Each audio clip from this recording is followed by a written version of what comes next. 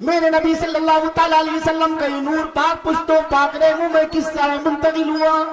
علماء کرام نے بیان فرمایا، سیرت کی کتابوں کے اندر، حدیث کے اندر جو ہے جو شجرہ ہے، حضرت آدم علیہ السلام اس نور سے برسوں تک مستنیر رہے، یعنی اس نور سے فیضیاب حاصل کرتے رہے، اور جو آپ کی جو توبہ قبول ہوئی، اسی نور کی برکت سے توبہ قبول ہوئی۔ حضرت نوح علیہ السلام کی کشتی جودی پہاڑ پر ٹھہری، اسی نور کے صدقے میں، نور محمدی صلی اللہ تعالیٰ علیہ وسلم کے صدقے میں۔ حضرت ابراہیم علیہ السلام پر جو نار نمرود گلزار ہوئی، اسی نور محمدی صلی اللہ تعالیٰ علیہ وسلم کے صدقے میں۔ حضرت اسماعیل علیہ السلام پر جو چھری کن ہوئی، اسی نور محمدی صلی اللہ تعالیٰ علیہ وسلم کے صدقے میں۔ اس طرح جو سیرت کے اندر اور سیرت اور دیگر تاریخی کتابوں میں، حدیث میں جو حضور صلی اللہ تعالیٰ علیہ وسلم کا شجرہ جو ہے،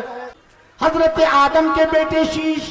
اور شیش کے بیٹے یانس، اور یانس کے بیٹے قینان، اور قینان کے بیٹے ملائیل، اور ملائیل کے بیٹے بیارد، اور بیارد کے بیٹے ادریس، اور ادریس کے بیٹے متوشع، اور متوشع کے بیٹے لمکنیک نام، لمکنیک نام کے بیٹے نوح، اور نوح کے بیٹے سام، سام کے بیٹے زلحا، زلحا کے بیٹے شالے، شالے کے بیٹے عابر، عابر کے بیٹے داتا، داتا کے بیٹے رابا، رابا کے بیٹے سارو، اور سارو کے بیٹے ناخور، اور ناخور کے بیٹے تاریخ، اور تاریخ کے بیٹے حضرت ابراہیم خلیل اللہ۔ یہ نور حضرت آدم علیہ السلام سے منتقل ہوتا ہوا، پاک رحموں میں منتقل ہوتا ہوا، حضرت ابراہیم علیہ السلام تک پہنچا، اور حضرت ابراہیم علیہ السلام کے بیٹے حضرت اسماعیل ذبیح اللہ، حضرت اسماعیل ذبیح اللہ کے بیٹے قیدار، قیدار کے بیٹے عوام، عوام کے بیٹے حمل، حمل کے بیٹے ثابت، ثابت کے بیٹے سلامان، اور سلامان کے بیٹے الحیزہ،